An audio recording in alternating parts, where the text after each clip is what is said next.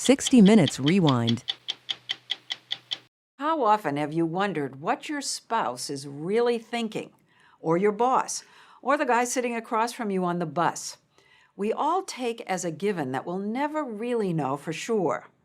The content of our thoughts is our own, private, secret, unknowable by anyone else, until now, that is. Neuroscience research into how we think and what we're thinking is advancing at a stunning rate, making it possible for the first time in human history to peer directly into the brain to read out the physical makeup of our thoughts. Some would say, to read our minds. This is the technology that is transforming what once was science fiction into just plain science.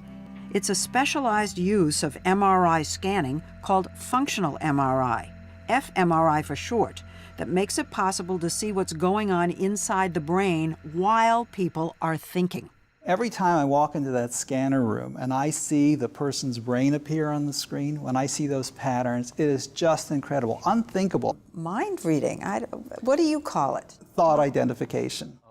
Whatever you want to call it, what neuroscientist Marcel Just and his colleague Tom Mitchell at Carnegie Mellon University have done is combine fMRI's ability to look at the brain in action with computer science's new power to sort through massive amounts of data. The goal? To see if they could identify exactly what happens in the brain when people think specific thoughts. Okay, are you ready to get started? They did an experiment where they asked subjects to think about 10 objects, 5 of them tools like screwdriver and hammer, and 5 of them dwellings like igloo and castle, then recorded and analyzed the activity in their brains for each. You had them think about a screwdriver, and the computer found the place in the brain where that person was thinking screwdriver? Screwdriver isn't one place in the brain, it's many places in the brain. When you think of a screwdriver, you think about how you hold it, how you twist it, what it looks like, what you use it for. And each of those functions are in different places? Correct. Just says when we think screwdriver, or igloo for example, neurons start firing at varying levels of intensity in different areas throughout the brain. And we found that we could identify which object they were thinking about from their brain activation patterns. You're reading their mind. We're identifying the thought that's occurring. It's Whoa. incredible, just incredible. Are you saying that if you think of a hammer, that your brain is identical to my brain when I think of a hammer? Not identical. We have idiosyncrasies. Maybe I've had a bad experience with a hammer and you haven't, but it's close enough to identify each other's thoughts. So, that was never known before. We asked if his team was up for a challenge. Would they take our associate producer, Megan Frank, whose brain had never been scanned before, and see if the computer could identify her thoughts? Just and Mitchell agreed to give it a try and see if they could do it in almost real time. So you've never done an instant analysis, as we might say on television? Nobody's done this ever. That's actually her brain? That's her brain. Inside the scanner, Megan was shown a series of 10 items and asked to think for a few seconds about each one. If it all comes out right, when she's thinking hammer, the computer will know she's thinking hammer. Right. Okay, we're all done.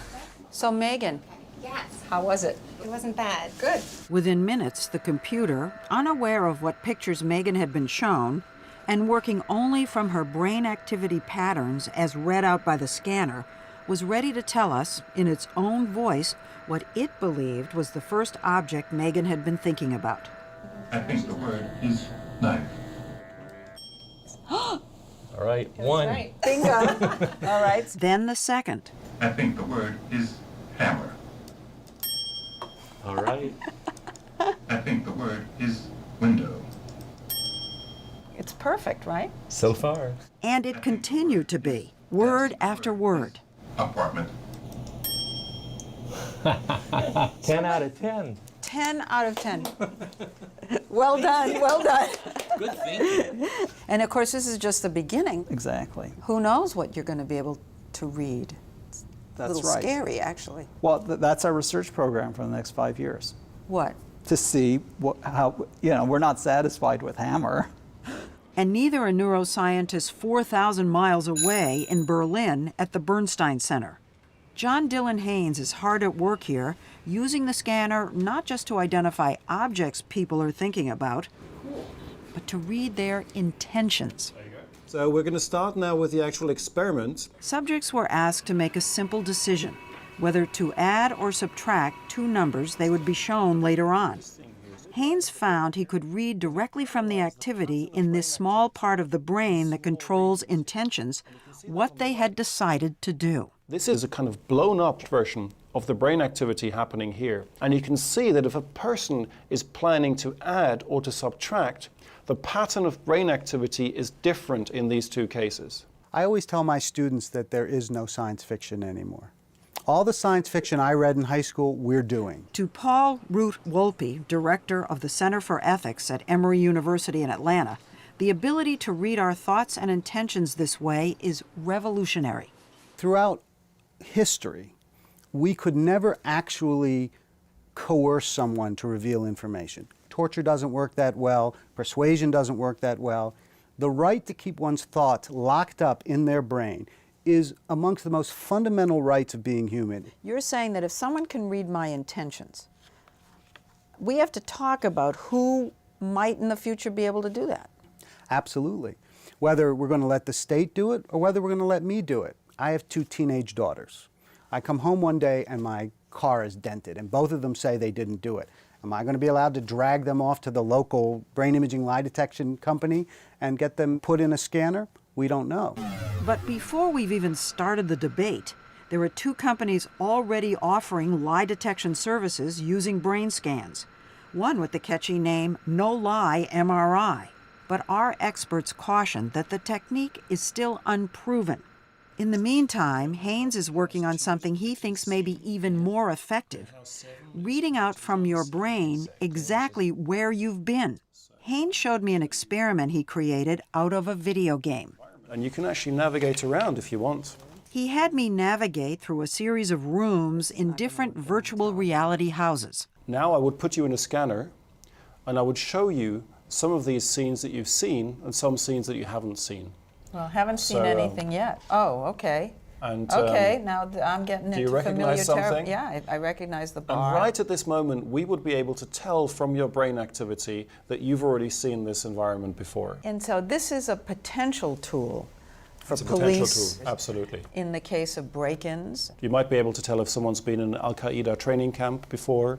Have any national security agencies been in touch with you Not in the US. anywhere in the world? Yes, Yes. in Germany, but So there are people who are considering these kinds of possibilities and using them. In India last summer, a woman was convicted of murder after an EEG of her brain allegedly revealed that she was familiar with the circumstances surrounding the poisoning of her ex-fiancé. Can you, through our legal system, be forced to take one of these tests? It's a great question, and the legal system hasn't decided on this yet. But we do have a Fifth Amendment. We don't have to incriminate ourselves. Well, here's where it gets very interesting, because the Fifth Amendment only prevents the courts from forcing us to testify against ourselves. But you can force me to give DNA or a hair sample or blood, even if that would incriminate me. So here's the million-dollar question. If you can brain image me and get information directly from my brain, is that testimony, or is that like DNA, blood, semen, and other things that you could take from me? Court case, inevitable. There will be a Supreme Court case about this. The story will continue after this. There you go. For now, it's impossible to force someone to have his or her brain scanned because the subject has to lie still and cooperate. But that could change. There are some other technologies that are being developed that may be able to be used covertly and even remotely. So, for example, they're trying to develop now a beam of light that would be projected onto your forehead. It would go a couple of millimeters into your frontal cortex, and then receptors would get the reflection of that light. And there's some studies that suggest that we could use that as a lie detection device. And we wouldn't know we've got a red dot in our forehead? No, you wouldn't. If you were know? sitting there in the airport and being questioned, Yeah. they could beam that on your forehead without your knowledge. We can't do that yet, but they're working on it. Scary as that is, imagine a world where companies could read our minds too. Light beams may be a bit far off, but fMRI scanning is already being used to try to figure out what we want to buy and how to sell it to us. It's a new field called neuromarketing. One of its pioneers is neuroscientist Gemma Calvert, co-founder of a London company called Neurosense. Do you have a lot of clients? Yes, such as Unilever, Intel, McDonald's, Procter & Gamble, MTV or Viacom. And she says it's a growing field.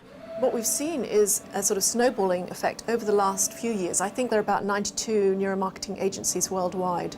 But some experts question whether it's ethical to scan the brain for commercial purposes and say neuromarketers may be promising more than they can really deliver. If you image my brain and you say, aha, Paul craves chocolate chip cookies, and I say, no, I don't. Now, are you going to believe the brain over me? You can only do that if you have proven that that part of the brain lighting up means in all cases that that person desires chocolate chip cookies. And what a lot of people are doing is they're just imaging the brain, then they're declaring what that means, and they're never proving that it actually translates into behavior.